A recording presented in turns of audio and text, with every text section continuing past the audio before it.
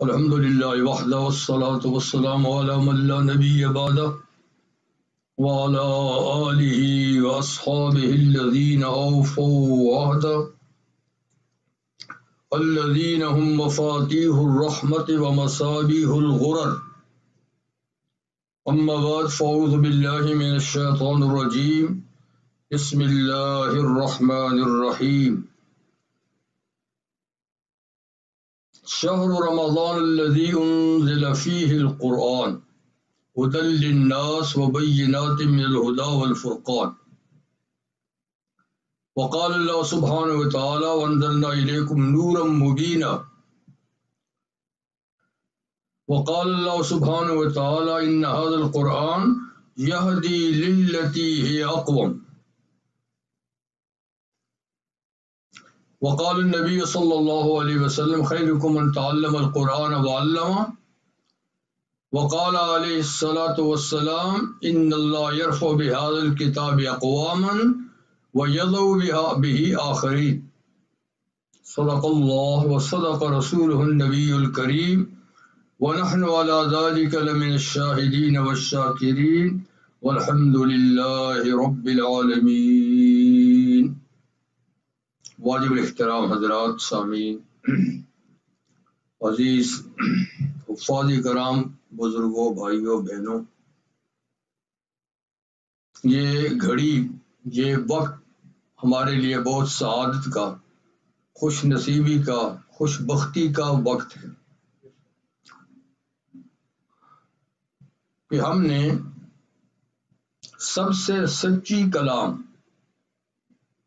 سچی کلام اللہ کی کلام، کسی انسان کی نہیں، وہ حفاظ کی زبانی سنی، سمجھیے نہ سمجھیے بات تو الگ ہے، لیکن سنی، اور سننے میں پتہ نہیں کتنی ہماری کوتاہیاں، غفلتیں شامل ہیں، پڑھنے میں بھی کتنی غلطیاں، کوتاہیاں ہوں گی، لیکن جو ہم سے ہوا سو ہوا. اللہ تعالیٰ سے اپنی غلطیوں کی معافی بھی آج مانگیں گے کہ اس کی کلام کا حق ادا نہیں ہوا، لیکن پھر بھی یہ بڑی سعادت ہے کہ اس نے اپنے گھر میں اس مہینے حاضری کی توفیق بخشی، اپنا ایک فریضہ رمضان المبارک کے روزے ادا کرنے کی توفیق بخشی، اور اللہ تعالیٰ نے یہاں پر ہمیں اکٹھا کیا، نماز پڑھی، قرآن مجید سنا، حسب توفیق جو بھی عمل ہو سکتا تھا وہ کیے. آج اللہ سے دعا کرتے ہیں کہ وہ ٹوٹے پھوٹے اعمال اللہ قبول کر لے اور کوتاہیوں کو معاف فرمائے. وہ بندوں کی کوتاہیوں کو خوب جانتا ہے، ان سے کیا ہو سکتا ہے. تو اس لیے پوری توقع سے دعا کریں گے کہ انشاءاللہ ہمارے یہ عمل قبول ہو جائیں. اس وقت آج کا رمضان بھی بڑا عجیب و غریب ہے کہ پوری دنیا دکھیا ہے، زخمی ہے، پریشانیوں سے دوچار ہے. کوئی دکھ کا اظہار کرے یا نہ کرے، لیکن ہر ایک کا دل جو ہے نا وہ زخمی ہے، چاہے مسلم ہے، چاہے کافر ہے، چاہے منکر ہے، چاہے اقرار کرتا ہے، اور حالات ایسی ہیں. اور اس کا اثر یہ ہے کہ آج ہماری مساجد بھی بند پڑی ہیں، ان کی رونقیں ماند پڑی ہیں. ورنہ آپ کو پتہ ہے کہ رمضان جب آتا تھا تو کیا رونقیں ہوتی تھیں مساجد میں، اور اسی طریقے سے اب عید کا دن آئے گا تو وہ بھی ایسے ہوگا گھروں میں. یہ بھی اللہ کی شان ہے، اور اس پہ بھی ہم کو صبر کرنا ہوگا کہ جو خوشیاں دیتا ہے غم بھی اس کی طرف سے آتے ہیں. یہ دنیا خوشی اور غم کا مجموعہ ہے.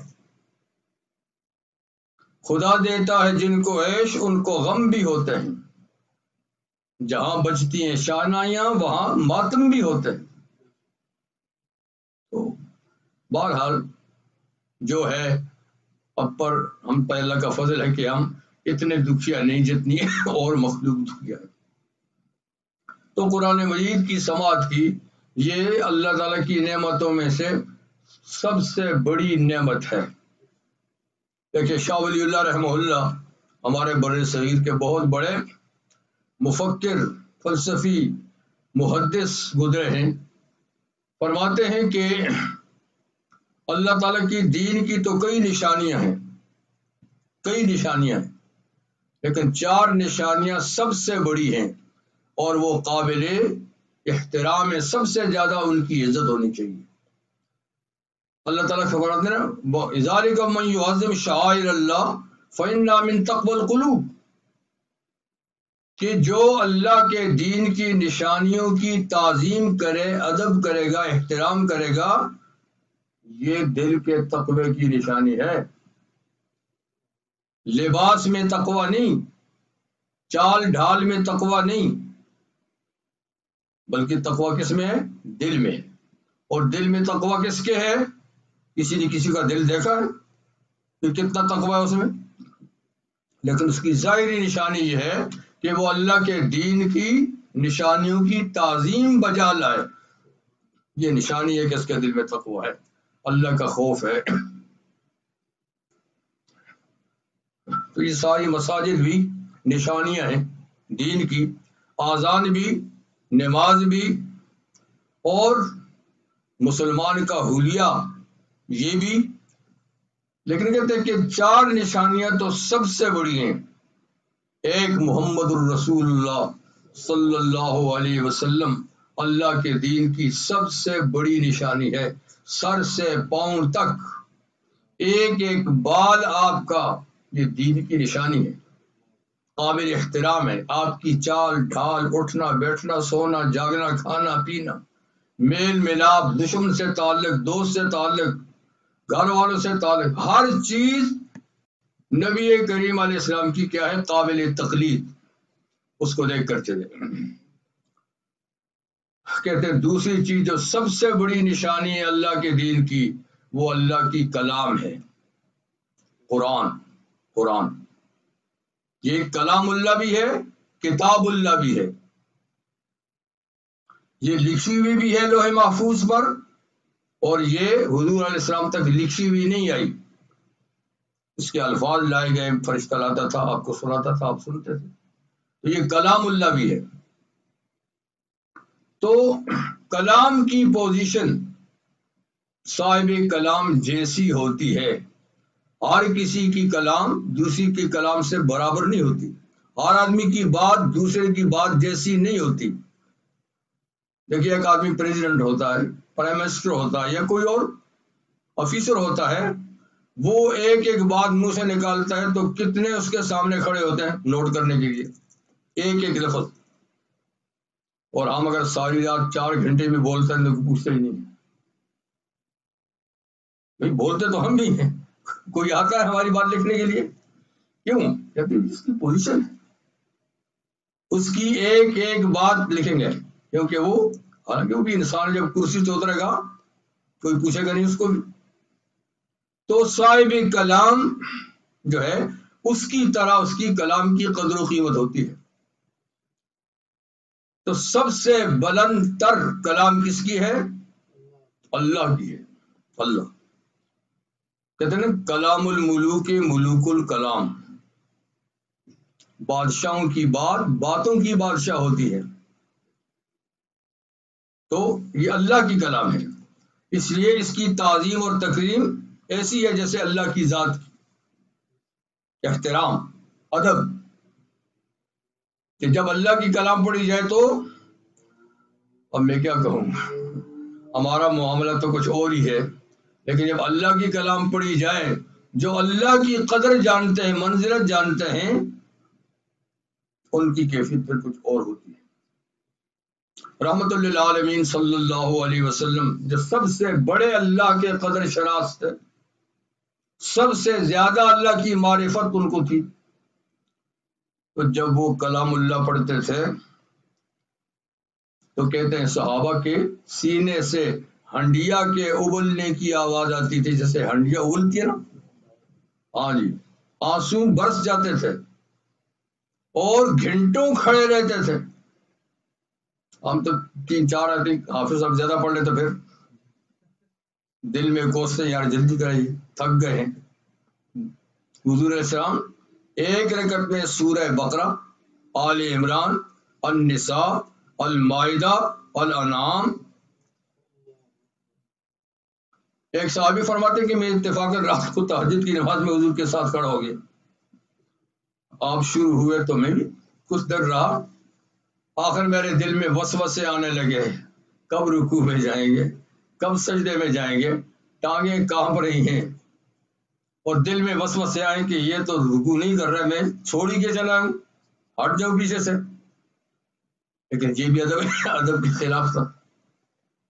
تو ایک رکعت میں پھر دوسری پڑھتے ہوں گے تو پاؤں سوج جاتے تھے، ٹانگیں سوج جاتی تھی، پاؤں کبھی سردی میں پھٹ جاتے تھے۔ یہ ان کو قدر تھی نا، رو بھی رہے ہیں۔ دوست کا جب خط آتا ہے تو اگر دوست صحیح ہے تو دیکھ کے بھی رو جاتا ہے۔ حضرت عمر رضی اللہ تعالیٰ عنہ، ابو موسیٰ اشعری رضی اللہ تعالیٰ عنہ بڑے خوش آواز صحابی تھے، بہت خوش آواز۔ حضور علیہ السلام خود اس کی تلاوت جو ہے نا بڑے غور سے سنتے تھے۔ تو تہجد کی نماز میں کبھی حضور مسجد میں تشریف لاتے تو صحابہ اپنی اپنی نماز کھڑے پڑھتے تھے، تھوڑی تلاوت زور سے کرتے تھے۔ ایک کونے سے بڑی سریلی آواز آئی، حضور تشریف لے گئے وہاں، دیکھا ابو موسیٰ نماز پڑھ رہے ہیں۔ آپ کھڑے ہو گئے، سنتے رہے سنتے رہے سنتے رہے۔ انہوں نے نماز ختم کی تو مڑ کے دیکھا حضور علیہ السلام کھڑے ہیں۔ آپ نے پڑھا حضور آپ؟ کہا ابو موسیٰ کیا بات ہے، لقد اوتیت مزمارا من مزامیر آل داؤد، تجھے تو داؤد پیغمبر کی بنسری اللہ نے دیا، گلا دیا ہے، کیا بات ہے تیری؟ حضور یہ تو نارمل آواز تھی، مجھے پتا ہوتا آپ سن کے خوش ہو رہے تو میں اور سنوار کے پڑھتا، اور بھی سنوار کے پڑھتا۔ لیکن بہرحال یہ اللہ تعالیٰ کی تقسیم ہے، کسی کو بڑا قاری بناتے ہیں، کسی کو بڑا حافظ بناتے ہیں، کسی کو عالم بناتے ہیں، کسی کو عام بناتے ہیں، کسی کو اللہ تعالیٰ آواز دیتے ہیں۔ تو جس کو اچھی آواز ملے تو حضور کا فرمایا زین القرآن باصواتکم، اپنی اچھی آواز سے قرآن کو اور زینت دو۔ قرآن تو ہے ہی مزین، خوبصورت کتاب، لیکن تمہیں آواز بھی اچھی دی ہے تو اس کو پڑھ کر اس کی رونق کو اور بھی بڑھاؤ جتنا بڑھا سکتے ہو۔ آج گانے بجانے میں تو ساری آوازیں ختم ہو جاتی ہیں، لیکن قرآن پڑھنے کا ڈھنگ ہی نہیں ہے ہمیں۔ غلط سلط جو شروع میں پڑھا تھا بس اسی طریقے سے اس کو سنوارنے کے لیے، لیکن گانے آ جائیں، اشعار آ جائیں، یہ ہو جائے وہ ہو جائے، بڑے سنوار کے پڑھتے ہیں۔ تو یہ اللہ کی کلام کی قدر نہیں۔ اس لیے اللہ کی کلام کو اللہ کی کلام سمجھ کے پڑھنے کی کوشش کریں، اس پہ وقت لگائیں، سنواریں اور اس سے فائدہ اٹھائیں۔ یہ اللہ نے فائدے کے لیے بھیجی ہے، رسمی کام کے لیے نہیں ہے، اس کا کام کچھ اور ہے۔ تو خیر میں کہتا تھا کہ حضرت عمر رضی اللہ عنہ کی خلافت کے زمانے میں کبھی کبھی ابو موسیٰ سے کہتے ہیں ابو موسیٰ ہمیں اللہ کی یاد دلاؤ، ہمیں اللہ کی یاد دلاؤ۔ وہ سمجھ جاتے تھے، بس وہ تلاوت شروع کرتے، وہ تلاوت شروع کرتے اور حضرت عمر کے آنسو برسنے لگ جاتے۔ تو محبوب کی کلام جب محبوب سنتا ہے تو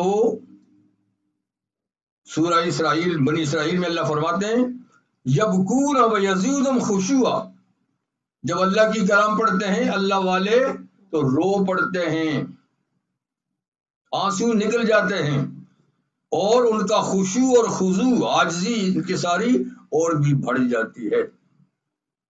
تو آج کون ہے ہم میں جو قرآن پڑھا جا رہا ہو وہ خود روئے یا دوسروں کو رلائے؟ کچھ بھی ٹس سے بس نہیں ہوتے۔ بیمار ہو جائے تو رو پڑیں گے، مالی پریشانی آئے تو رو پڑیں گے، اور کوئی حادثہ ہو تو رو پڑیں گے، لیکن کبھی اللہ کی کلام پڑھتے ہوئے روئے ہیں؟ تو یہ تعلق کی کمزوری ہے۔ ہمیں اللہ سے گہرا تعلق لگانا چاہیے، اتنا کہ جب اللہ کا نام آئے، اللہ کی کلام پڑھی جائے تو انقلاب آ جائے، تبدیلی آ جائے اندر۔ تو خیر قرآن مجید آج جیسا تیسا کر کے ختم ہوا، اللہ تعالیٰ اس کو قبول فرمائے ہم سے۔ فرماتے ہیں کہ شہر رمضان، رمضان کا مہینہ جو بھی اختتام پذیر ہے، تو اس کے کاموں میں سے ایک کام آج ختم ہو گیا، وہ تھا قرآن کی سماعت۔ ابھی روزے بھی باقی ہیں، تراویح بھی باقی ہے، کیوں لیکن ہم تو قرآن کے بعد چھٹی کر لیتے ہیں، پھر مسجد کا رخ نہیں کرتا ہے، لیکن تراویح بھی باقی ہیں اور ابھی روزے بھی باقی ہیں، اس لیے ایک کام ہو گیا، اعتکاف بھی باقی ہے، ایک کام ہو گیا، اب باقی رہ گئے اعتکاف، روزے، تراویح، یہ ختم ہو جائیں گی تو پھر رمضان کو چھٹی ہو جائے گی۔ یہ خیر و برکت کا مہینہ، اللہ تعالیٰ سے فرماتا ہے کہ یہ مہینہ دیکھیے، اس کے بھی دن رات وہی، دن رات اس کے بھی وہی ہیں، وہی 24 گھنٹے ہیں، وہی سورج نکلتا ڈوبتا ہے، تو کیا فرق ہے ان دن راتوں میں اور اس کے بعد اور پہلے والے مہینے میں؟ تو ظاہری تو کوئی فرق نہیں ہے، کوئی گھنٹے بڑھے تو نہیں نا، گھٹے بھی نہیں ہیں، لیکن فرماتے کہ نہیں، اللہ کے نزدیک اس کے دن رات اور ہیں، اللہ کے ہاں ان کے ہاں دن رات اور ہے، اور یہ جو عظمت اس مہینے کو حاصل ہوئی وہ کیوں ہوئی؟ انزل فیہ القرآن، ورنہ یہ دن رات بھی وہی ہیں جو شوال کے ہوں گے، جو شعبان کے تھے، جو دوسرے مہینوں کے، مگر اس میں قرآن نازل ہوا ہے، فرمایا یہ دن رات اب وہ نہیں ہے، انزل فیہ القرآن، تو معلوم ہوا کہ قرآن مجید کے نزول سے اس مہینے کو شرف حاصل ہوا ہے، یہ نزول قرآن نہیں بلکہ نزول وحی کا مہینہ ہے، پچھلی ساری کتابیں بھی اسی مہینے میں نازل ہوئی، تو اللہ کی طرف سے یہ انسانوں کے نام جتنے بھی آئین اور دستور آئے ہیں، قانون آئے ہیں، وہ اسی مہینے میں آئے، اس لیے اس مہینے کو یہ شرف حاصل ہے۔ تو قرآن مجید اس میں نازل ہوا، ٹھیک، تو اس کے شکر میں اللہ فرماتے ہیں، اس نعمت کے ملنے کے شکریہ میں، کیونکہ جب نعمت ملے تو اس کا شکریہ واجب ہوتا ہے، تو نعمت کے شکریہ میں فرمایا من شہد منکم الشہر فلیصم، جو کوئی اس مہینے میں موجود ہو وہ اس کے روزے رکھے، یہ شکریہ ہے قرآن کی نعمت کے ملنے کا، قرآن کے ملنے کی جو نعمت ہے اس کا عملی شکریہ کیا ہے؟ روزے رکھنا، تو دن کو روزہ رکھو، رات کو اس کلام کو سنو، یہ اس نعمت کا شکریہ ہے۔ اب اگر کوئی روزے بھی نہ رکھے، تراویح بھی نہ پڑھے اور قرآن بھی نہ سنے، اس نے کتنی بڑی ناقدری اور ناشکری کی اللہ کی اس نعمت کی۔ تو اس عبادت کا مقصد شکریہ ادا کرنا ہے قرآن کی نعمت کا۔ اب قرآن کیوں نازل ہوا ہے؟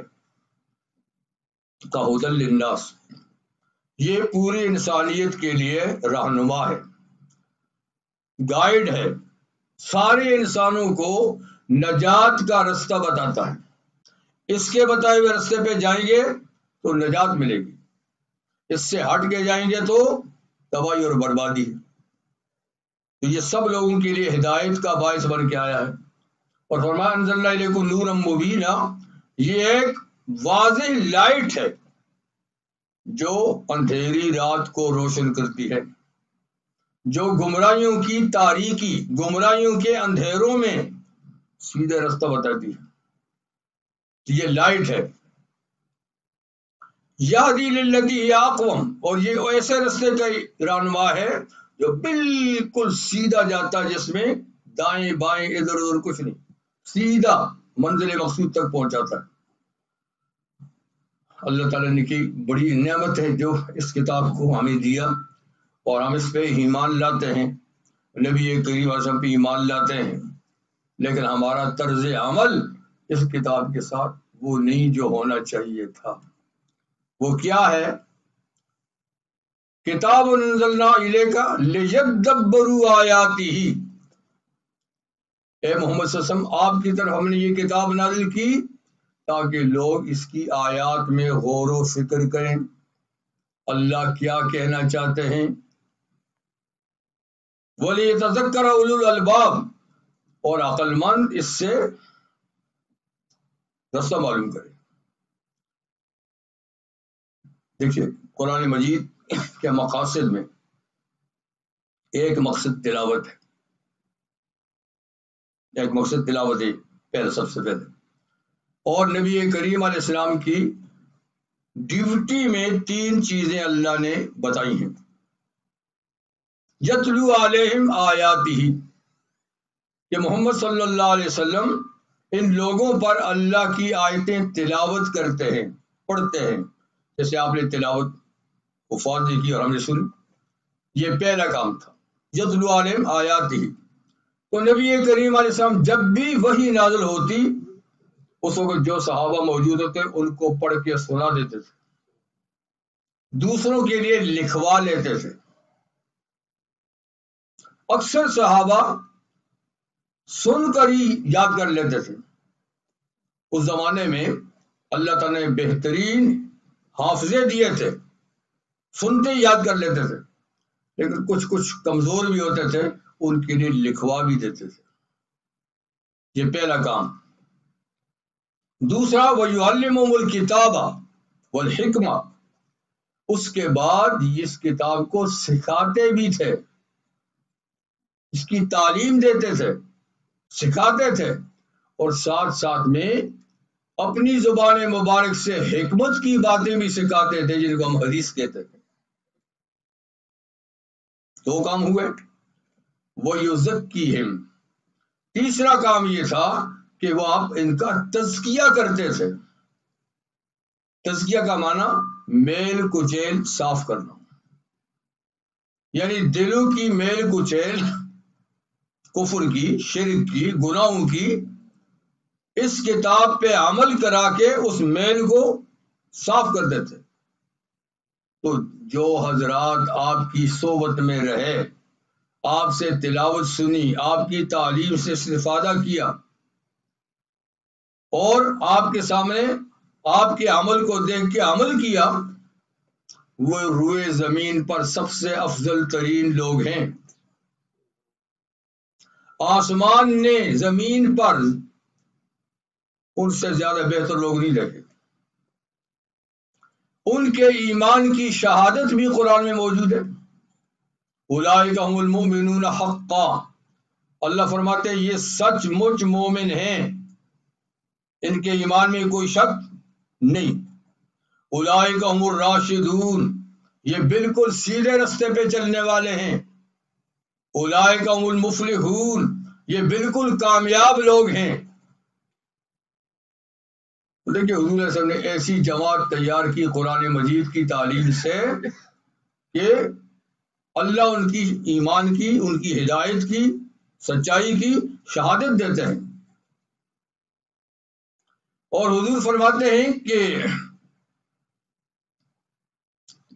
اس شخص کو آگ نہیں چھوئے گی جس نے مجھے دیکھا، یعنی ایمان کی حالت میں دیکھا اور ایمان کی حالت میں دنیا سے چلا گیا، جس کو ہم صحابی کہتے ہیں، اس کو آگ نہیں چھوئے گی جس نے مجھے دیکھا، ان کو بھی آگ نہیں چھوئے گی جس نے میرے صحابی کو دیکھا، اس کو بھی آگ نہیں چھوئے گی جس نے میرے صحابی کے تابعی کو دیکھا۔ 3 دور ایسے ہیں کہ حضور فرماتے ہیں کہ اس کے مومن جو ہے نا یہ ناجی، یہ نجات پائیں گے۔ اور نجات کا ذریعہ کیا تھا؟ کیا حضور علیہ السلام کے زمانے میں کوئی پرائمری اسکول تھا مکہ میں؟ کوئی مکتب، کوئی کالج، یونیورسٹی؟ وہ تو بڑی باتیں ہیں، مکتب بھی نہیں تھا۔ 4% لوگ لکھنا پڑھنا جانتے تھے، صرف لکھنا پڑھنا بھی کوئی نہیں جانتا تھا، سب ان پڑھ، نہ لکھنا آتا ہے نہ پڑھنا آتا ہے۔ اس لیے فرماتے ہیں ہم نے امی لوگوں میں، بے پڑھے لکھے لوگوں میں ایک رسول بھیجا جس نے علم کے سمندر بہا دیے، سمندر بہا دیے۔ ایک ہی کتاب ہم نے اس کو دی، ایک ہی. یا کئی مضامین نہیں ہیں، کئی زبانیں نہیں ہیں، ایک ہی کتاب دی عربی زبان میں، جس کا نام ہے قرآن حکیم. اس ایک کتاب کو پڑھا کر، سکھا کر، اس پہ چلا کر بے مثال معاشرہ حضور نے قائم کیا، جس کی مثال دنیا میں نہیں ہے. کتاب اللہ کی نور مبین سے روشنی پا کر عرب کے ان شتربانوں پہ روشن ہو گئے اسرار سلطانی. کیا ابو بکر جیسا کوئی حکمران ہے آج؟ عمر جیسا، عثمان علی جیسا، معاویہ جیسا، عمر بن عبدالعزیز جیسا؟ ان لوگوں نے کسی کالج میں تعلیم حاصل کی تھی کیا؟ کسی یوسف میں گئے تھے؟ کئی مضامین پڑھے تھے؟ خالد بن ولید جیسا جرنیل ہے کوئی آج؟ کون سے ملٹری کالج میں اس نے پڑھا تھا؟ ابو ہریرہ جیسا حافظ حدیث کوئی ہے؟ عبداللہ بن مسعود جیسا فقیہ کوئی ہے؟ ایک ایک صحابی ہے جو ہیرا ہے، ایک ایک فن میں ہیرا ہے، مگر کتاب ایک ہی پڑھی ہے صرف، وہ ہے قرآن حکیم. ایک ہی کتاب. آج کہتے ہیں یہ پرانی ہو گئی ہے، یہ آج کے دور کا ساتھ نہیں دے سکتی، اس کے اصول پرانے ہو گئے ہیں، اب نئے اصول لاؤ اور نیا معاشرہ قائم کرو. نئے معاشرے کو دیکھ رہے ہیں آپ کیا؟ نئے معاشرے کو بھی آپ دیکھ رہے ہیں، اور اس معاشرے کو جو اس کتاب کے پڑھنے سے صرف پیدا ہوا تھا اور کوئی دوسری کتاب نہیں تھی، یا حضور کا ارشاد یا قرآن مجید. کیسے لوگ تھے؟ ان پر رشک آتا ہے، رشک. ایسے لوگ تھے کہ ایک طرف زر و جواہر کے انبار لگے ہوئے ہیں، کھلے میدان میں سونے چاندی سکے اور ہر قسم کی چیزیں ڈھیر لگی ہوئی ہیں. پاس سے گزرنے والے کے پورا جسم پہ کپڑا بھی نہیں ہے، جوتا بھی نہیں ہے، ٹوپی بھی نہیں ہے، وہ گزر جاتا تھا تو دیکھتا بھی نہیں تھا یہ کیا پڑا ہوا ہے. آج چند سکے بار پھینک کے دیکھیں، لڑائی جھگڑا ہوتا ہے کہ نہیں؟ سب جھپٹتے کہ نہیں؟ یہ کیا ہے؟ ایران فتح ہوا. ایران دیکھیے سب سے پرانی سلطنت تھی، 1000 سال سے ایک ہی خاندان میں حکومت چلی آ رہی ہے، اور کتنا سرمایہ تھا اس کا کوئی حساب نہیں. جب فتح ہوا تو خاص کسرا جو حکمران تھا، اس کے آفس کی جو چند فٹوں کی کارپٹ تھی، وہ جب مال غنیمت میں مدینہ پہنچی تو چھوٹی سی کارپٹ ہے، اور مجاہدین تو بہت 60,000 مجاہدین ہیں، اور یہ سب سامان تقسیم ہوا تو اس کے مسلح بنائے گئے کاٹ کے. یہ نہیں کہ پوری کارپٹ بیچ دیں، کوئی خریدار کہاں ہے مدینہ میں. کہتے ہیں ایک مسلح 20,000 درہم کا تھا، 20,000 درہم کا. ایسے سونے سے، چاندی سے، جواہرات سے اس کو مرصع کیا ہوا تھا. اور کسرا کا جو تاج تھا، تاج، وہ کوئی ٹوپی نہیں تھی سر پہ ڈالنے کی، وہ ایک عظیم الشان تاج ہوتا تھا، چھت کے ساتھ، یعنی جیسا فانوس ہوتا ہے لٹکتا تھا. اس کے نیچے کسرا کی کرسی ہوتی تھی، وہ آ کر نیچے بیٹھتا تو یوں لگتا ہے جیسے تاج سر پہ سجا ہوا ہے. اور اس تاج میں ایک ایک ہیرا، ایک ایک موتی کروڑوں کا.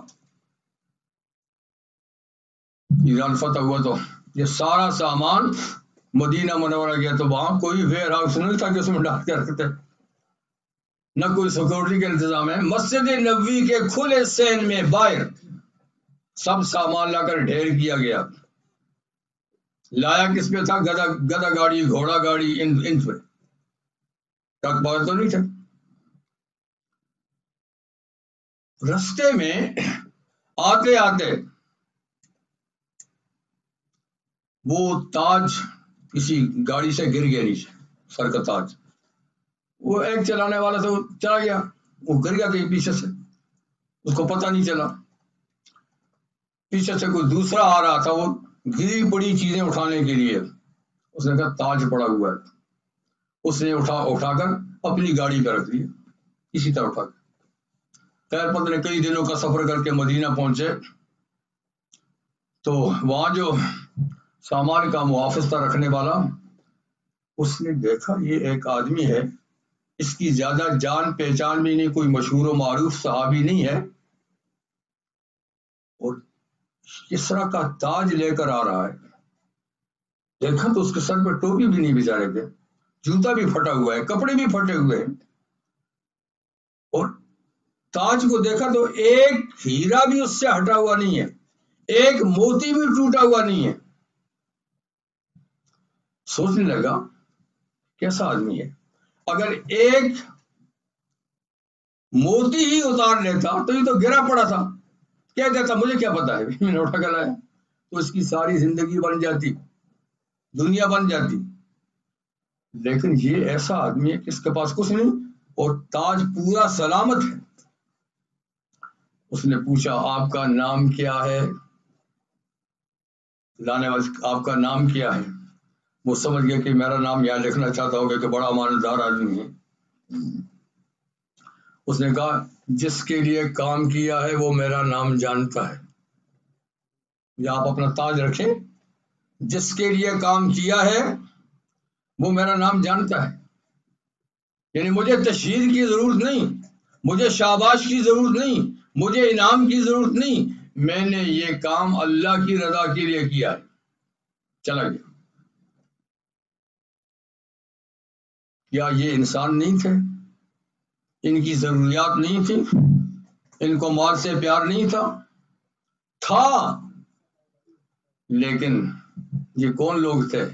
وہ یزکیہم، جن کا تزکیہ حضور نے کیا تھا، جن کو امانت دار قرآن نے بنایا تھا، جن کو دیانت دار قرآن نے بنایا تھا. وہ کسی کی طرف نظر اٹھا کے نہیں دیکھتے تھے.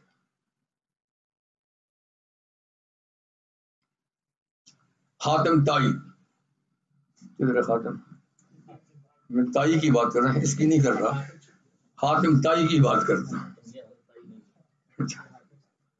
یہ ایک مشہور و معروف سخی آدمی تھا، آپ کو سخاوت کے بڑے قصے ہیں. عیسائی مذہب تھا اس کا اور پہلے حضور سے انتقال کر گیا تھا. اس کے بیٹے تھے عدی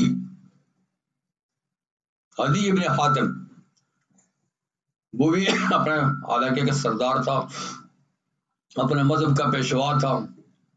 تو وہ بڑا مخالف بھی تھا اسلام کا، اور کئی جنگوں میں وہ شریک بھی ہوا حضور کے خلاف.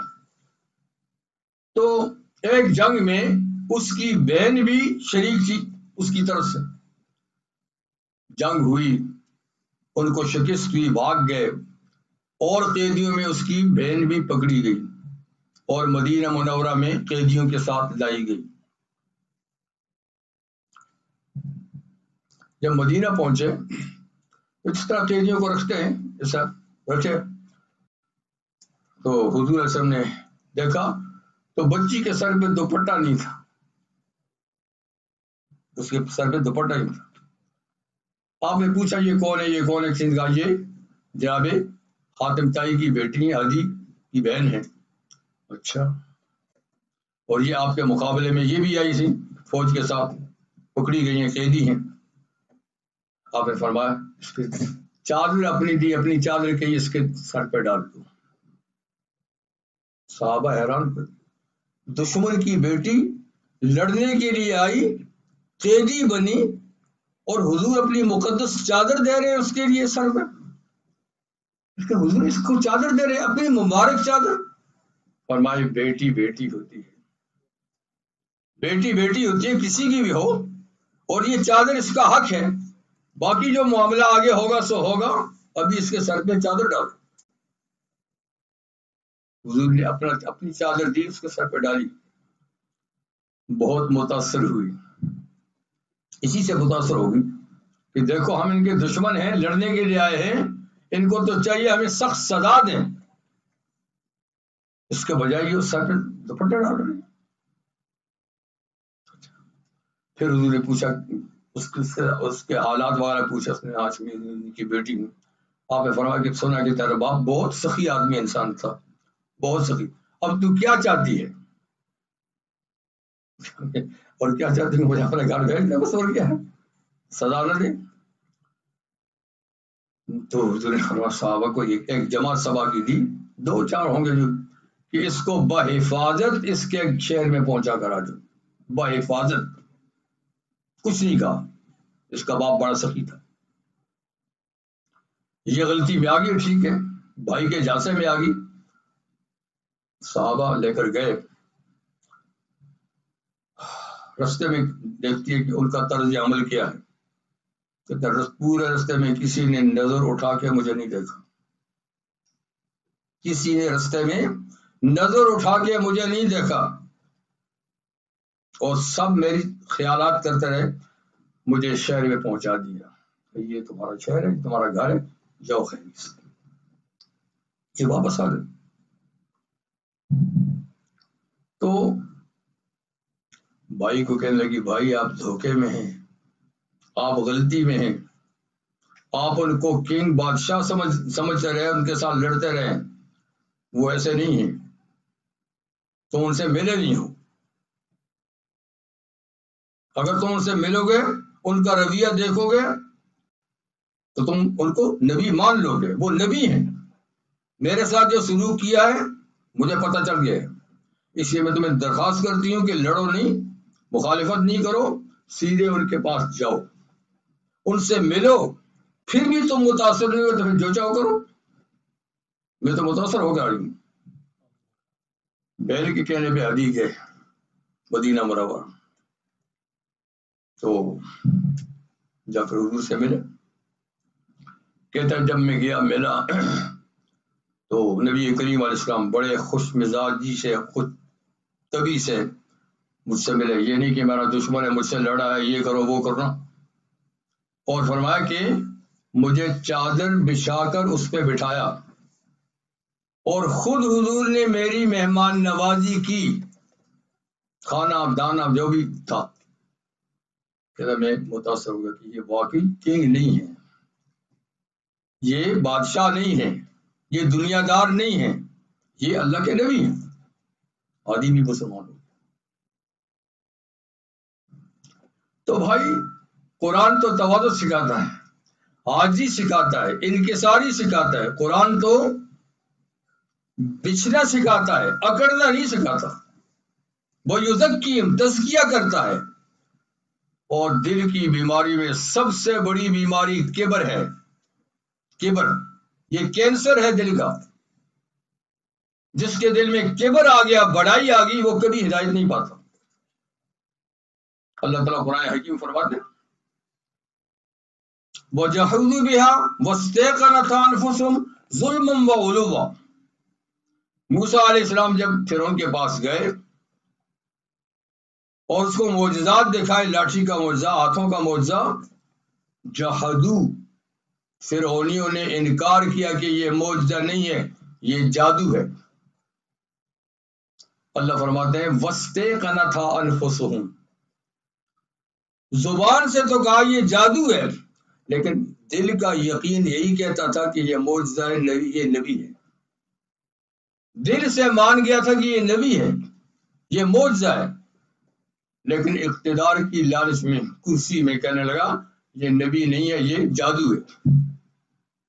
کیوں؟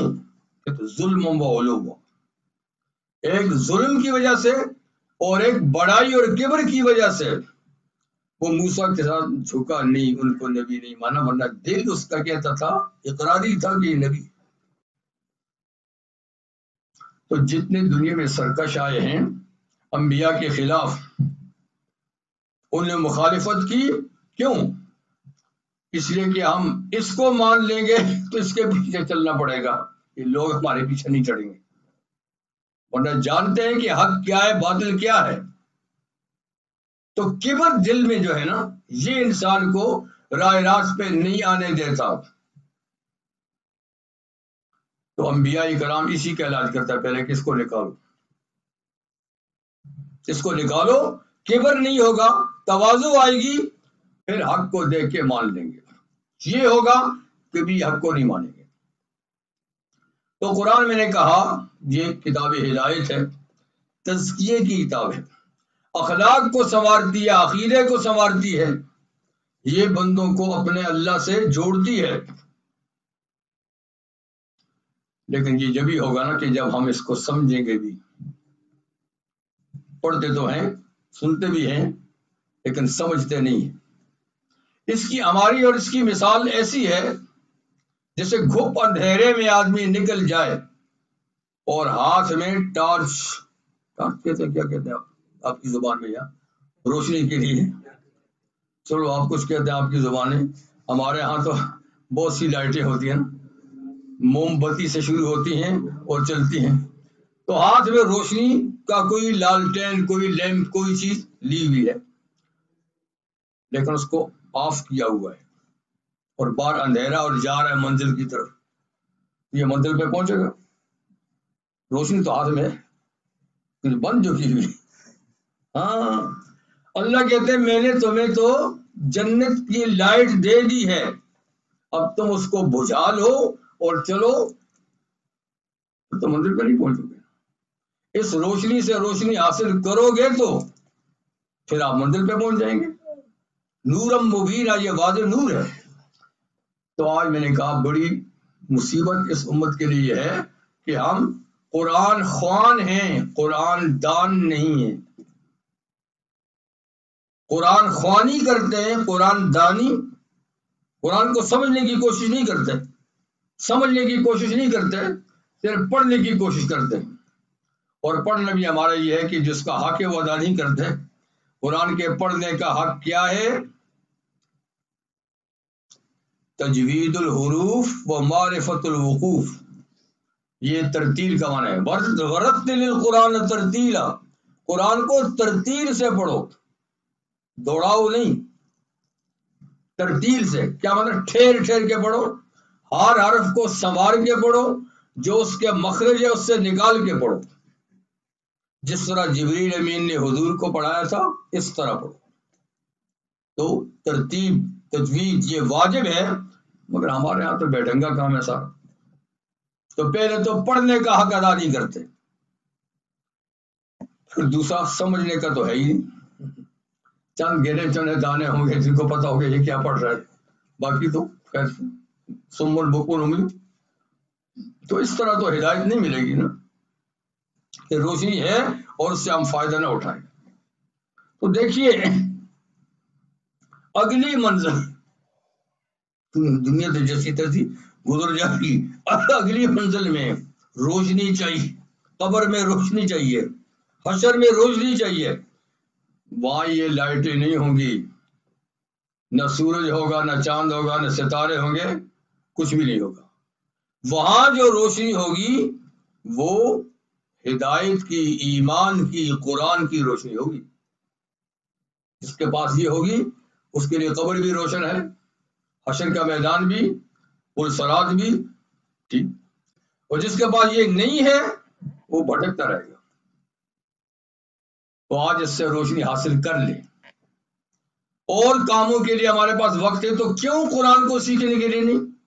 ایک آیت بھی روزانہ اگر اس کو سیکھ لیں، ایک آیت،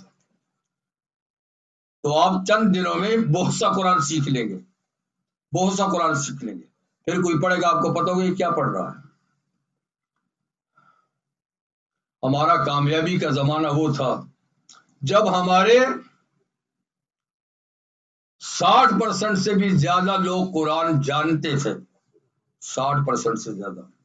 اور جب تک 60% سے زیادہ لوگ قرآن کو جانیں گے نہیں، دنیا میں اسلامی انقلاب نہیں آ سکتا باتوں سے.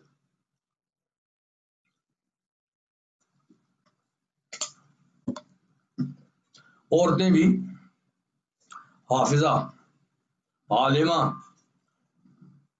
فقیر بھی حافظہ، حافظ عالم، تاجر بھی حافظ عالم، افسر بھی، ماتحت بھی، کسان بھی، سب جانتے ہیں قرآن میں کیا ہے.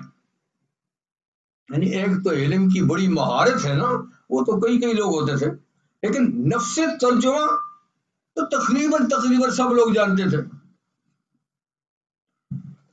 محمود الرشید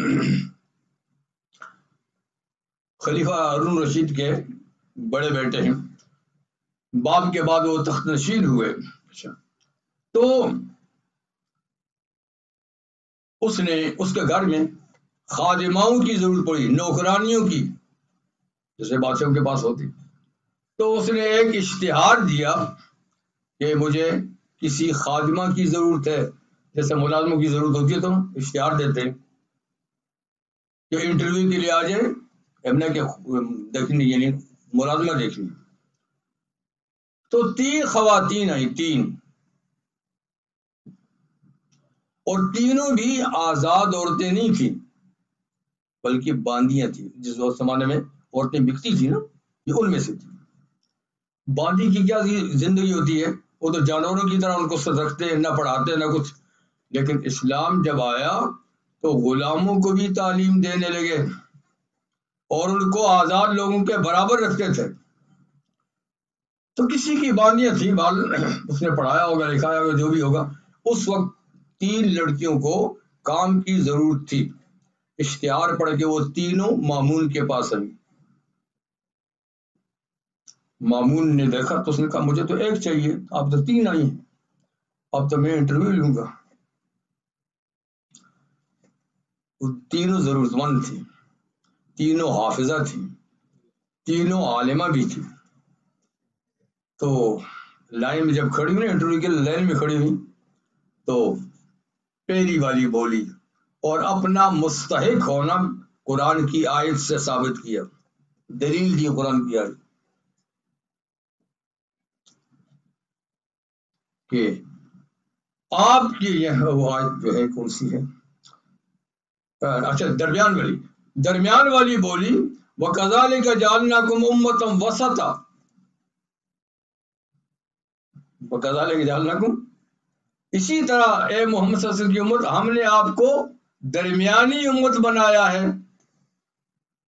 کہنے کا مطلب یہ تھا کہ جیسے حضور کی امت سب سے افضل ہے، درمیانی ہے، تو میں بھی بیچ میں کھڑی ہوں، میں زیادہ مستحق ہوں. مامون حیران ہو گئے، پڑھی لکھی لگی ہے.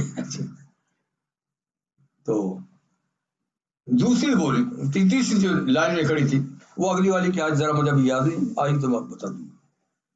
آخر میں جو تھی اس نے کہا میں تو ماری گی. ان دونوں نے قرآن کی آیتیں پڑھ کے اپنے آپ کو مستحق سمجھایا، بتایا ہے. اس نے فوراً وَلَلْآخِرَةُ خَيْرٌ لَكَ مِنَ الْأُولَىٰ، یہ آخری جو ہے نا یہ پہلیوں سے اچھی ہے آپ کے لیے. مامون حیران ہو گیا کہ اب میں کس کو ترجیح دوں، یہ بھی آیت پڑھتی ہے، یہ بھی آیت پڑھتی ہے، یہ بھی آیت پڑھتی. اس نے کہا چاہیے تو ایک تھی، لیکن اب میں کسی کو ترجیح نہیں دے سکتا، چلو تینوں کو رکھ لیتا ہوں، تینوں کو رکھ لیتا ہوں. لیکن یہ باندیاں ہیں بیچاری، ان کی کیا اوقات ہے، لیکن قرآن سے ان کو بھی شغف ہے. کتنا فٹافٹ انہوں نے اپنا استقاع بتا دیا.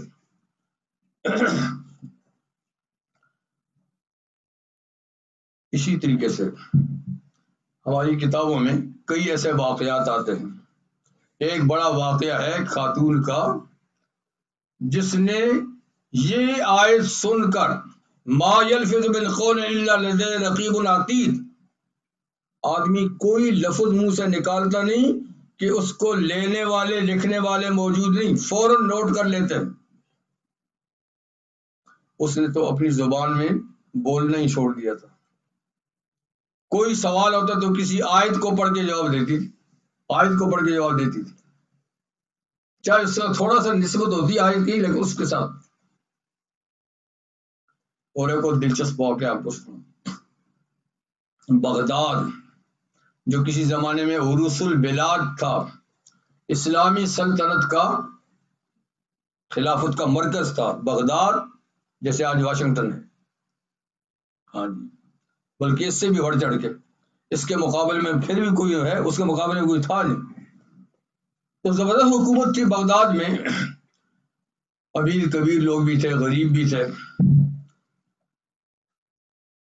ایک ایسے حصے میں جہاں امیر لوگ رہتے تھے، ایک چودھری، ایک ملک، ایک خان کہیں، کوئی بھی کہیں، وہ اپنے محل کے باہر لان میں گھاس پہ کارپیٹ ڈال کے بیٹھا ہوا ہے، ساتھ دوست بیٹھے ہیں، سامنے پلیٹ میں انہوں نے یہ بادام کی گریاں رکھی ہوئی، ایک ایک اٹھاتے ہیں، کھاتے ہیں، گپے لگاتے ہیں۔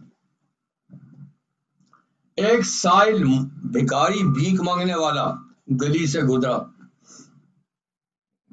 دیکھا تو یہ چودھری صاحب بیٹھے ہوئے ہیں، اس کے بادام دیکھے تو یہ ادھر مڑا، ایسے ہی کہا ماہذا، یہ کیا ہے آپ کے سامنے، کیا رکھا ہوا ہے؟ یہ مانگا نہیں کہ مجھے بھی ایک گری دے دو، ماہذا یہ کیا ہے؟ چودھری صاحب نے دیکھا تو سائل ہے، اس کو یہ انداز سوال اچھا لگا، یہ نہیں کہا کہ مجھے بھی ایک دو دے دو، یہ کیا ہے؟ تو اس نے بھی عملی جواب دیا، ایک گری اٹھا کر یہ لے، ٹھیک ہے، ایسے کیا۔ فقیر کو اپنی کامیابی نظر آئی کہ او میرے سوال کا تو صحیح جواب ملا، ایک گری مل گئی۔ اس نے اب سلسلہ شروع کر دیا تلاوت کا، گنتی شروع کر دی قرآن سے، ثانی اثنین ذما فی الغار، ثانی اثنین ذما فی الغار، نبی کریم علیہ السلام تو دو میں سے دو تھے غار کے اندر، آپ نے تو ایک ہی گری دے دی۔ اس نے ایک اور دے دی، یہ تھا ثانی اثنین ہو گیا۔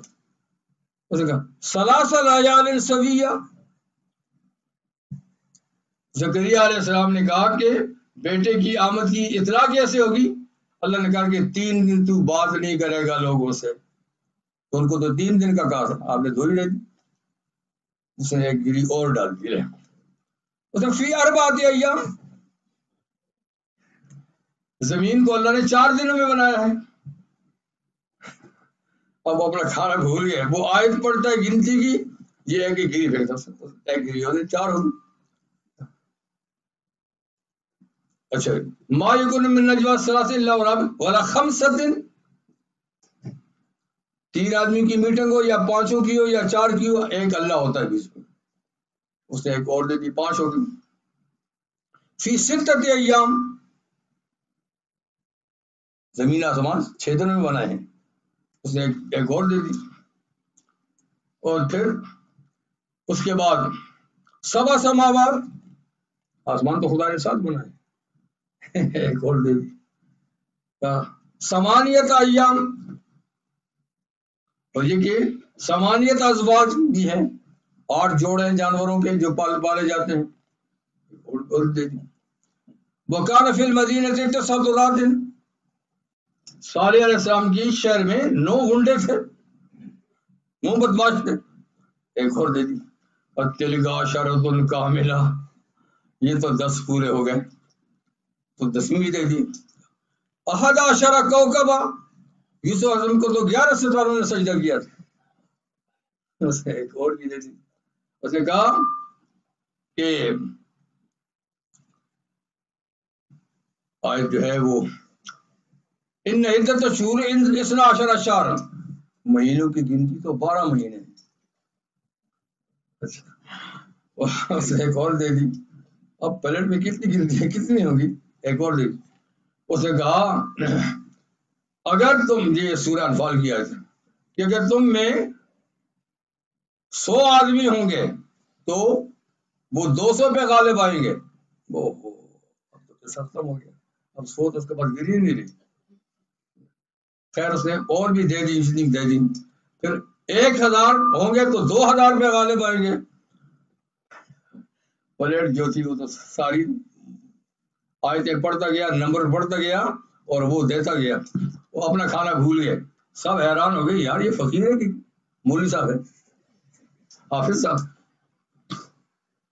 جب کچھ نہیں رہا، خالی ہو گئی تو پھر کہا اچھا ہو گیا جو ساری پلیٹ دے دی، ورنہ میں ایک ایسی آیت پڑھتا کہ آپ تو کیا ساری دنیا مل کے بھی وہ تعداد پوری نہیں کر سکتی۔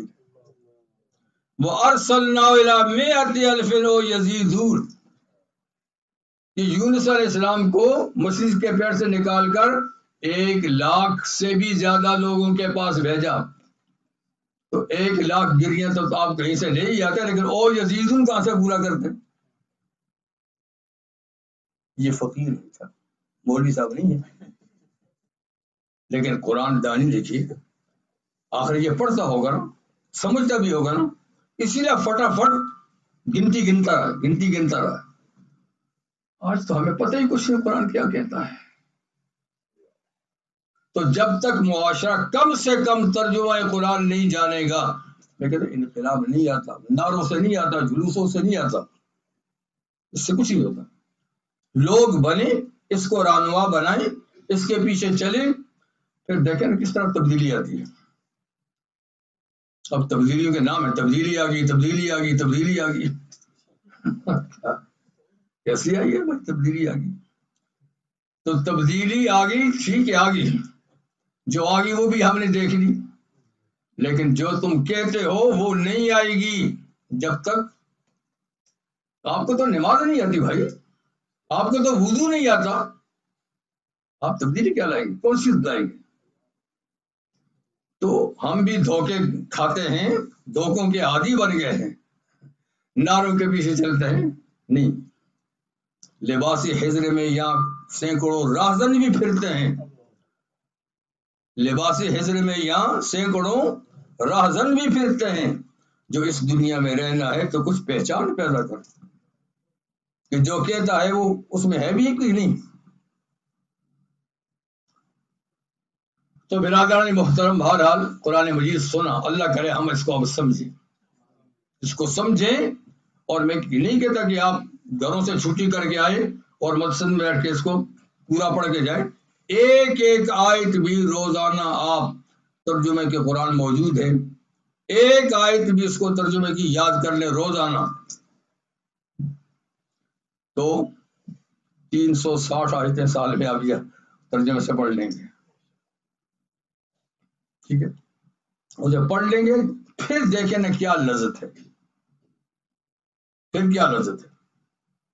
لیکن پھر اتنا بھی نہیں، پھر یہ ہے کہ جو قرآن کہتا ہے اس پہ چلیں، یہ ایک بڑی مصیبت ہے کہ اگر ہم سمجھتے بھی تو چلتے نہیں، اس سے کہ ہمارے آس پاس ایسا معاشرہ ہے، ایسا ماحول ہے، ایسی دنیا کی چمک دمک ہے کہ مسجد سے باہر نکلے تو مسجد کا ماحول بھول گئے۔ اب اس سے اپنے آپ کو بچانا بھی بڑا ضروری ہے، اس سے بچانا بھی ضروری ہے، تو سمجھنا بھی ضروری ہے، اور پھر اسی بچانے کا نام تقویٰ ہے۔ تقویٰ کیا ہے؟ گناہوں کی جھاڑیوں سے، کانٹوں سے اپنے جسم کو بچا کر نکل جانا، یعنی رستے میں ادھر بھی جھاڑیاں، ادھر بھی کانٹے، تو کیا کپڑے کو سمیٹ کر جسم کو سمیٹ نکلتا ہے۔ تو بار کیا ہے؟ گناہوں کا جنگل ہے، تو اس جنگل میں سے نکلنے کے لیے غور و خور سے اپنے آپ کو بچا کے نکلنے کی تقویٰ ہے۔ تو دیکھیں نا، زندگی کو پتہ ہے ہر چیز کی گارنٹی ہے، ہر مشین جو بن کے آتی ہے تو گارنٹی ہے، اور زندگی کی گارنٹی ہے کہ کون کتنا رہے گا، کسی کو بتائیے نہیں۔ جب نہیں پتا تو پھر اس پہ بھروسہ کیا کرنا ہے؟ پھر جدھر جانا ہے اس کا رخ کرنا چاہیے نا۔ ایک ایسی چیز کے پتہ ہی نہیں کہ ہم یہاں سے اٹھیں گے بھی نہیں، ہم مسجد سے باہر نکلیں گے بھی نہیں، گھر پہنچیں گے کہ نہیں، صبح اٹھیں گے کہ نہیں، کوئی پتہ ہی نہیں، ایک لمحے کا، تو پھر اس سے غافل رہنا یہ عقل مندی کی بات نہیں ہے۔ دیکھیے، دو قیامتیں ہیں، ایک قیامت کبریٰ ہے، ایک قیامت صغریٰ ہے، ایک چھوٹی قیامت ہے، ایک بڑی قیامت ہے۔ نہ اللہ نے بڑی قیامت کا ٹائم بتایا ہے، نہ چھوٹی قیامت کا ٹائم بتایا ہے۔ چھوٹی قیامت ہر آدمی کی موت، تو کسی کو نہیں پتا کہ تیری موت کب آئے گی، کتنے سال رہ گا، کتنے سانس لے گا۔ اور بڑی قیامت جب ساری کائنات ختم ہوگی، اس کا ٹائم بھی کسی کو نہیں بتایا کہ کب ہوگی۔ تو یہ دونوں چیزیں بالکل اچانک آئیں گی۔ تو جو چیز اچانک آتی ہے نا اس کے لیے ہر وقت آدمی کو تیار رہنا چاہیے کہ آئے گی تو میں اس کے لیے تیار ہوں. لیکن یہاں قیامت کبریٰ سے بھی غافل ہیں اور صغریٰ سے بھی. کیسے کیسے نوجوان آنکھوں کے سامنے چلے جاتے ہیں, اس کی بیماری کی وجہ بھی معلوم نہیں ہوتی. ابھی ہمارے دوست آئے تھے تھوڑی دیر پہلے, وہ کسی نوجوان کے 17-18 سال کا نوجوان, کوئی بیماری نہیں, کچھ بھی نہیں, اپنے کمرے میں گیا, لیٹا, دستک دی, دروازے کو نہیں کھولا. آخر باپ نے دروازہ توڑ کے اندر گیا تو آخری سانس تھے. 911 کو کال کی, وہ آئے, انہوں نے کہا یہ تو اسپتال تک نہیں پہنچ سکتا آج اسی وقت. دیکھیے ٹھیک ٹھاک کمرے میں گیا ہے, کوئی بیماری, کوئی درد, تکلیف کچھ نہیں, لیکن گیا تو دیکھا تو یہاں سے خون ناک سے نکل رہا تھا, کوئی رگ پھٹی, کیا ہوا کچھ اللہ بہتر جانتا ہے. تو ٹھیک ٹھاک آدمی ہوتا ہے بظاہر چلا جاتا ہے, اس لیے کہ ٹائم پورا آ جائے. ٹائم پورا نہ ہو تو سالوں سال چارپائی پہ پڑا رہتا ہے, اور مر جاتے ہیں وہ پڑا رہتا ہے. یہ بھی ہم نے منظر دیکھے, سنے بھی ہیں. تو اس کا وقت کا کوئی پتہ نہیں ہے. جب وقت کا کوئی پتہ نہیں تو آدمی کو ہر وقت اٹینشن تیار رہنا چاہیے کہ کسی وقت بھی آئے تو میں اس کے لیے تیار رہوں, غافل نہیں ہو. یہ غفلت بہت بری چیز ہے, انسان کو تباہ اور برباد کرتی ہے. قرآن جا بجا کہتا ہے لا تکن من الغافلین, لا تکن من الغافلین, غافل نہ بنو, ہوشیار رہو, چوکنے رہو, تیار رہو. شاہ اشرف علی تھانوی رحمہ اللہ بہت بڑے عالم گزرے ہیں. وہ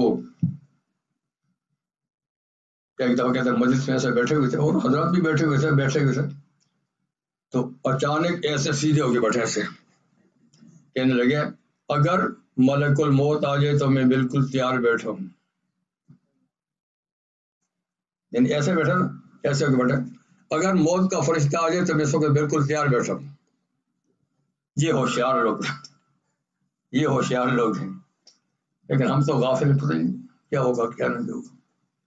تو خیر قرآن کا سمجھنا میں نے کہا ضروری ہے, اس لیے آپ سے استدعا ہے قرآن لفظی طور پہ بھی صحیح پڑھنے کی کوشش کریں, اس کو سمجھنے کی بھی کوشش کریں, اور اس پہ چلنے کی بھی کوشش کریں.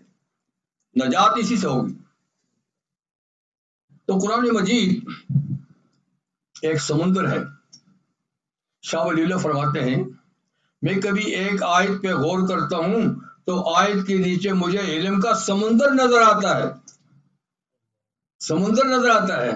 ہمیں تو ترجمہ ہی نہیں آتا ہے. یہ وہ لوگ ہیں جنہوں نے اپنی زندگیاں اس پہ صرف کی. تو آج چلیے میں آپ تھوڑے سے لفظوں میں بتاؤں کہ قرآن کیا کہتا ہے.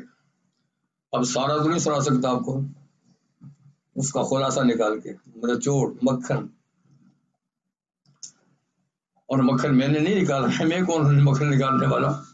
جنہوں نے لسی, ہاں وہ مکھن نکالتے ہیں. جنہوں نے برس تک قرآن کو اس کی لسی نکالی تو وہی اس کا مکھن بھی نکالتے ہیں.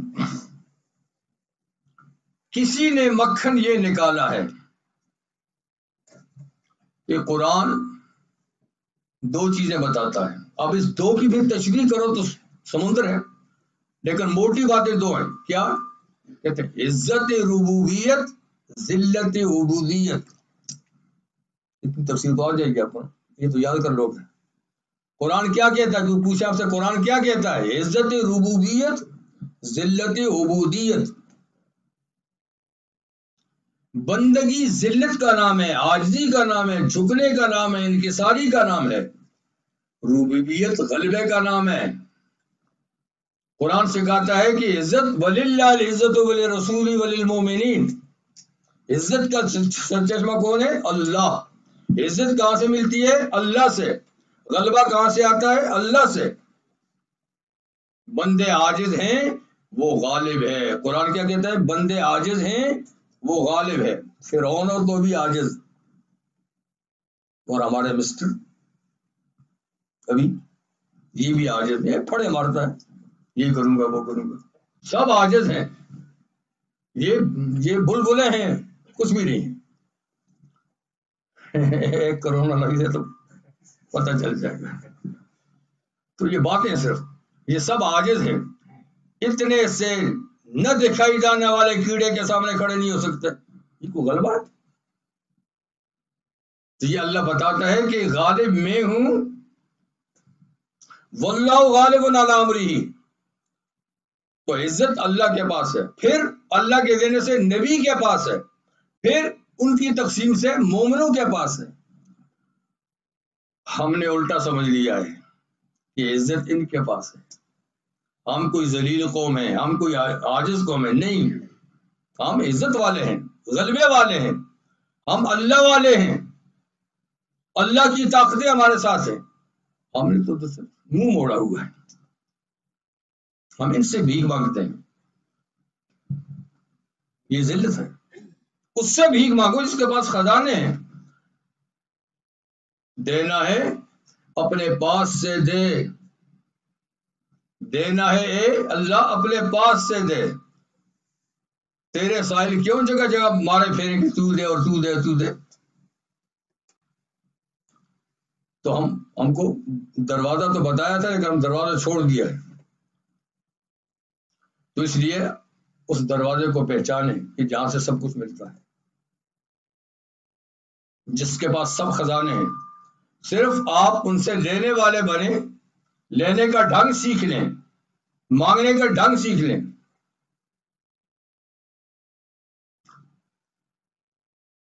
فقیروں سے کیا ملے گا؟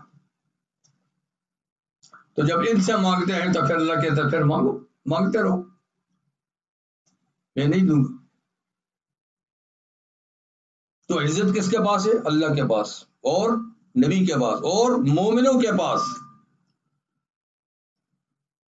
یہ قرآن سکھاتا ہے. لیکن ہم اس سے نہیں سیکھتے، اور ہم تو دنیا کی چہل پہل دیکھتے کہ نہیں ان کے پاس ہیں، ان سے جا کر مانگو، قرضے مانگو، بھیک مانگو، یہ کرو وہ کرو، اور پھر عیاشیں بھی کرو. تو یہ ذلت ہے. ہم نے ذلت کا رستہ اختیار کر لیا، عزت کا رستہ چھوڑ دیا. ورنہ جو غیرت مند قومیں ہیں وہ کبھی کسی کے سامنے دست سوال نہیں دراز کرتی. جس کے پلے خود کچھ نہیں ہے وہ تمہیں کیا دے گا؟ اللہ تعالیٰ ہمیں یہ سوچ دے، سمجھ دے کہ ہم نے کس دروازے کو چھوڑا ہے اور کن دروں پہ مارے مارے پھر رہے. اللہ تعالیٰ ہمیں وہ اس دروازے کی شناسائی عطا فرمائے. جو اس کے شناسا بن گئے، اس کو پہچان گئے، اس در سے نہیں ہٹے، وہ دنیا میں کامیاب رہے. آج ان کے نام روشن ہیں. لیکن جنہوں نے اس کا دروازہ چھوڑا ہے وہ در در کے بھیکاری ہیں. آپ دیکھتے ہیں، میں ایسی عجیب بات نہیں کر رہا، مسلم امہ اس وقت دنیا میں افرادی تعداد کے لحاظ سے کوئی کم ہے، گنتی کے لحاظ سے کم ہے. دنیا کا کم سے کم 5واں حصہ یا 5.25واں حصہ تو ہمیں، چاہے نام کے ہیں جیسے بھی ہیں، یہ کوئی کم تعداد نہیں. لیکن ہماری بات کوئی سنتا ہے؟ ہماری بات کوئی سنتا ہے؟ چھوٹا سا ایک ملک ہے اسرائیل، چھوٹا سا، اور کچھ 60-70 لاکھ اس کی ٹوٹل آبادی ہے. اس کی کوئی بات رد نہیں کرتا. اور یہاں 1 ارب سے زیادہ مسلمان ہیں، ان کی کوئی سنتا ہی نہیں. سوچنے کی بات ہے. اچھا، وسائل کے لحاظ سے کوئی ہمارے ملکوں میں وسائل کم ہیں. دیکھیے، یہ زمانہ ہے رسل و رسائل کا، اور اس میں ٹائر گاڑیوں کے جو ہیں یہ ایک بنیادی حیثیت رکھتے ہیں. سب سے زیادہ ربڑ کہاں پیدا ہوتی ہے؟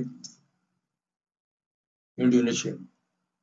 انڈونیشیا سب سے بڑا اسلامی ملک، سب سے زیادہ ربڑ وہاں پیدا ہوتی ہے، اور ربڑ سے ٹائر بنتے ہیں، اور ٹائر سے دنیا چل رہی ہے۔ اچھا، پھر انجن میں روح کیا ہے؟ گاڑی کے انجن میں روح کیا ہے؟ آئل ہے نا، آئل ہے نا۔ سب سے آئل کہاں پیدا ہوتا ہے؟ مڈل ایسٹ میں پیدا ہوتا ہے نا، سعودیہ کیا مڈل ایسٹ میں پیدا ہوتا ہے سب سے زیادہ۔ تو دیکھیے مشینری کا دور ہے، ٹائر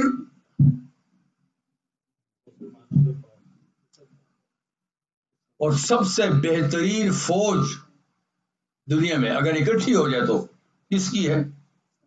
مسلمانوں کی۔ اگر اکٹھی ہو جائے اور اس کی صحیح رہنمائی ہو، یہ سب وسائل ہیں۔ اور پھر سارے ملک جڑے ہوئے ہیں ایک دوسرے کے ساتھ، الگ الگ بھی نہیں ہے۔ وہ انڈونیشیا سے لے کر موراکو تک دیکھیں، پورا ایریا، بیچ میں کوئی کافر ملک نہیں ہے، سب اگر یہ ایک ہو جائیں۔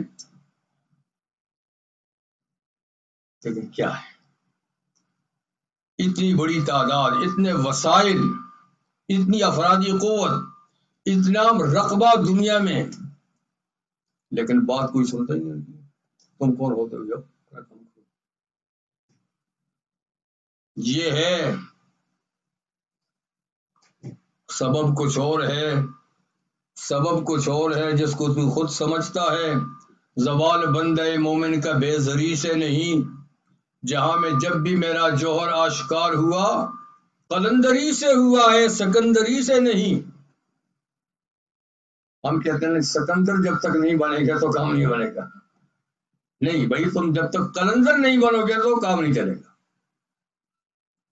تو یہ دکھ ہیں جو کبھی آپ کے سامنے ذکر کر لیتا ہوں، ورنہ اس محل میں توتی کی آواز کون سنتا ہے؟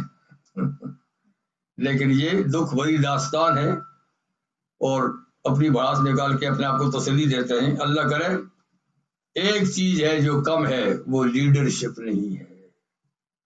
وسائل بھی ہیں، ملک بھی ہیں، فوج بھی ہے، سب کچھ ہے، پر نہیں ہے تو گائیڈ کوئی نہیں ہے، رہنما کوئی نہیں ہے۔ اس لیے امت بکھری ہوئی ہے، بھیڑ بکریوں کی طرح ہمارا معاملہ ہے، چرواہا کوئی نہیں ہے، ریوڑ ہے، چرواہا کوئی نہیں ہے۔ جو جلد سے پکڑ کے کہتا میرا ہو جا، تیرا ہوں، چند سکے دکھائے میرا ہو جا۔ تو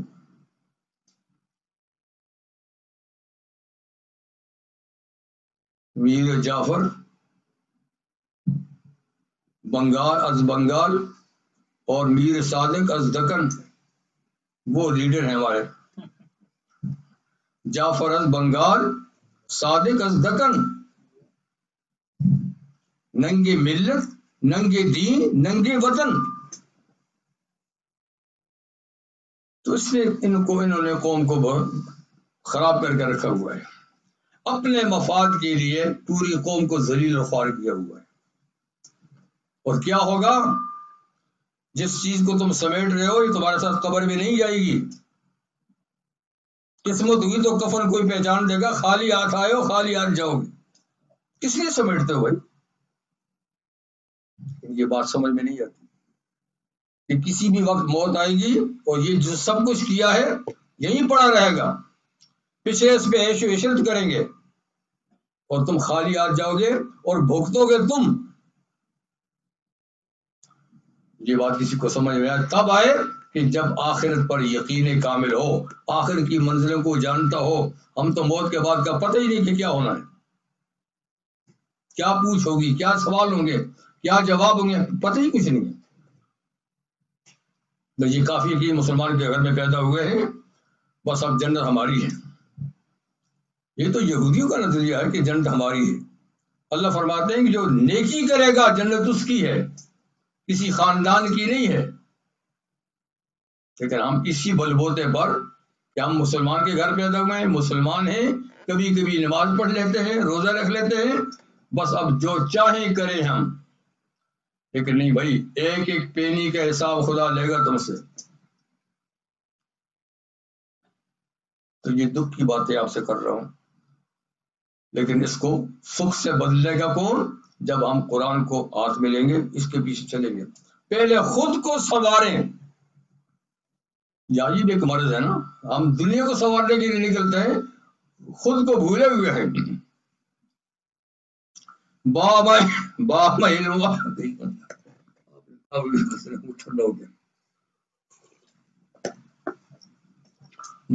علم آ گئی ہائے رے پستی بشر، سارے جہاں کا جائزہ اپنے جہاں سے بے خبر. پتہ نہیں آپ میرے شعر سمجھتے بھی ہیں کہ نہیں. باہما علم آگہی، آگہی بھی علم کو کہتے ہیں، یعنی اتنے زیادہ علم کے باوجود بھی انسان کی پستی اور ذلت کا یہ عالم ہے کہ ساری دنیا کا جائزہ لے رہا ہے، یہ اپنے جہاں سے بے خبر. کہتے ہیں کہ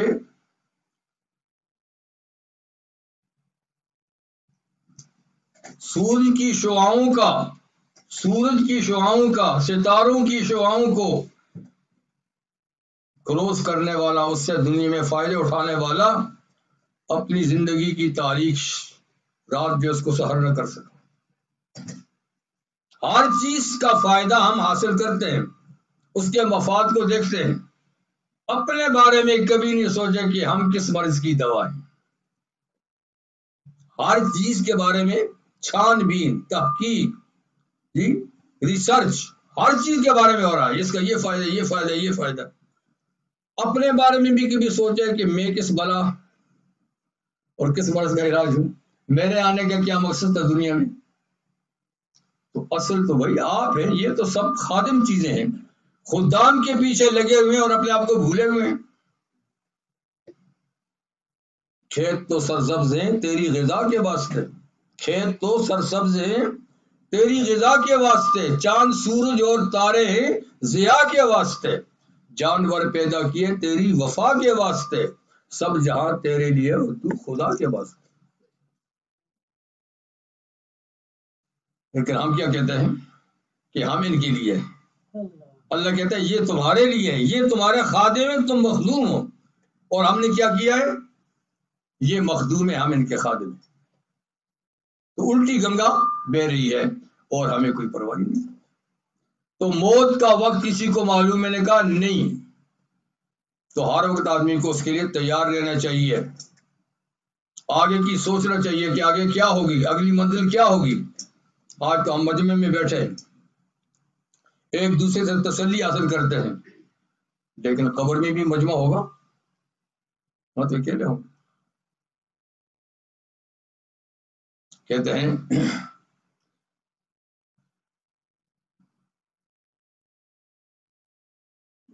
اچھا سا لگتا، چلو آگے ہم بتا دوں. شکریہ آگے، شکریہ اے قبر تک پہنچانے والوں، شکریہ، شکریہ اے قبر تک پہنچانے والوں، شکریہ. اب اکیلے ہی چلے جائیں سے اس منزل سے ہم، اب اکیلے ہی چلے جائیں گے اس منزل سے. تو آگے منزل جڑے سب اکیلی ہے. اچھا پھر مجمع نہیں ہوگا، پھر ایک دوسرے سے تسلی نہیں ہوگی، پھر ہر کسی کو اپنی پڑی ہوگی، نفسی نفسی نفسی نفسی. ایک موقع ایسا آگے کہ نبی بھی کہیں گے نفسی، ایک وقت ایسا بھی ہوگا. تو ایسے مرحلے کے لیے آدمی کو تیاری کرنی چاہیے. میں نہیں کہتا کہ آپ دنیا سے لا تعلق ہو جائیں، آپ غاروں میں جا کے بیٹھ جائیں، آپ 24 گھنٹے مسجد ہی کے بن جائیں، نہیں. دنیا کو بھی بنائیں، سجائیں جائز طریقے سے، راحت آرام کے سامان، ٹھیک سب چیزیں، لیکن اللہ کو نہ بھولیں، اللہ کو نہ بھولیں. تو یہی قرآن ہمیں سکھاتا ہے کہ یہ دنیا کی زندگی کیا ہے. انما الحیات الدنیا لعب ولہو وزینۃ وتفاخر وتکاثر کمثل غیث اعجب الکفار نباتہ.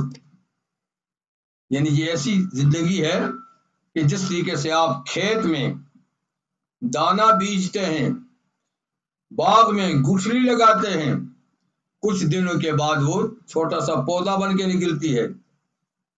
پھر اس کے بڑھتے اس کے پتے شاخیں نکلتی ہیں، پھر اس میں پھل پھول نکلتے ہیں، پھر اس کی عمر پوری ہو جاتی ہے تو وہ زرد پڑ جاتے ہیں، اور پھر فصل کٹ جاتی ہے۔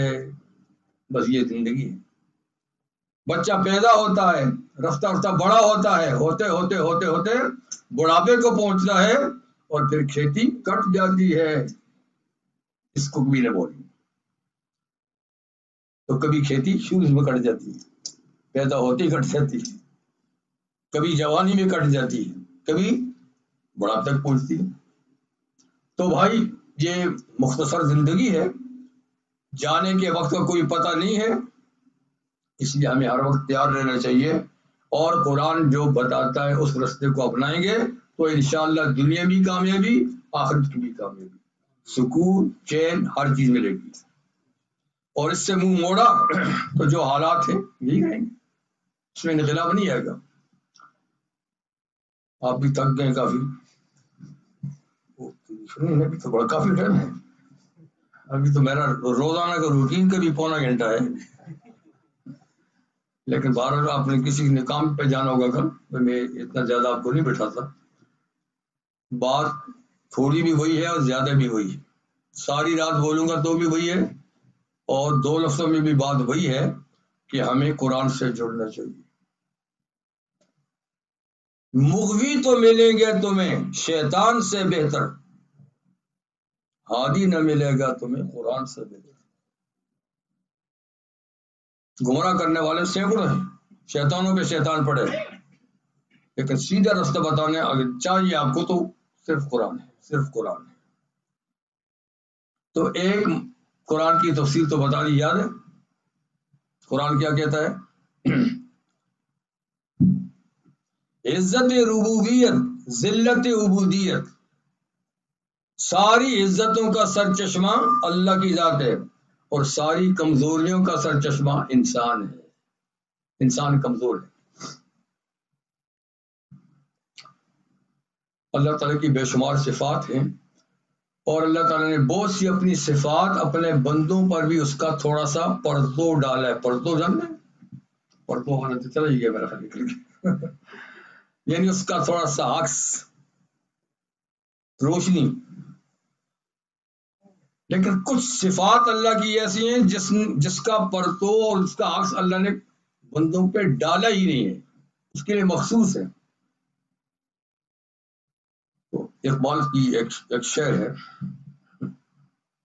اقبال کہتے ہیں کہ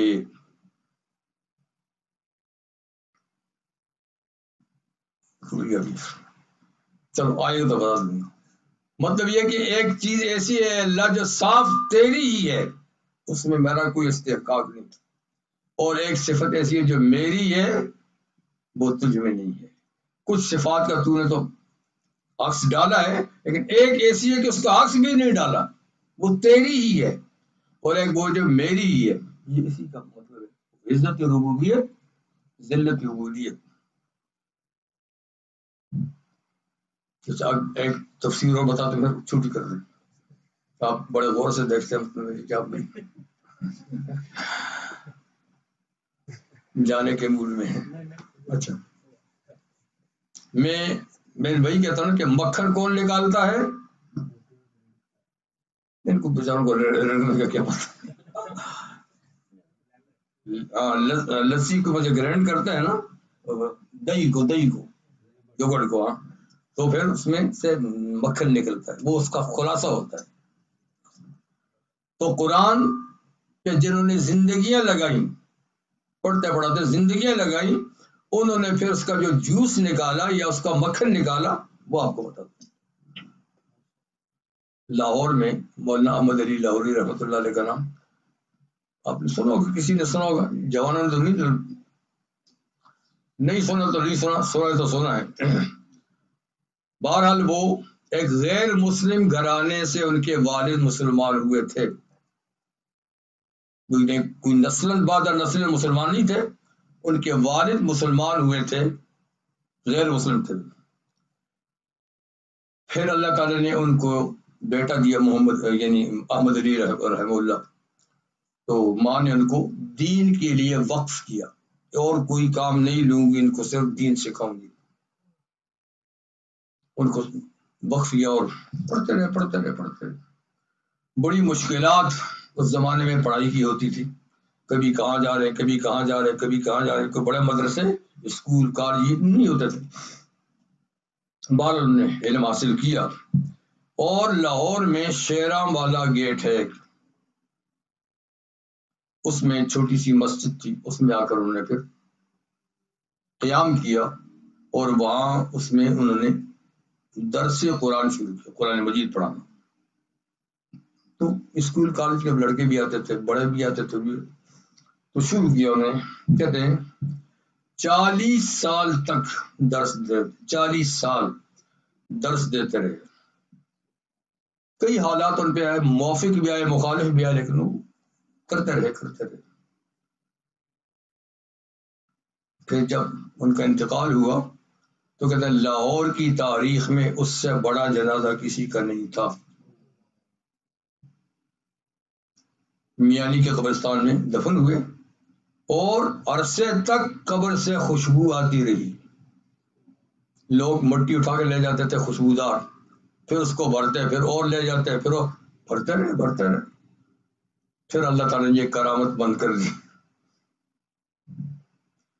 کچھ لوگ ایسے ہوتے ہیں کہ اللہ تعالیٰ کی کرامت کو ظاہر کرتے ہیں، ورنہ تو کتنی صاحب کرامت دفن ہے، پتہ نہیں ہوتا.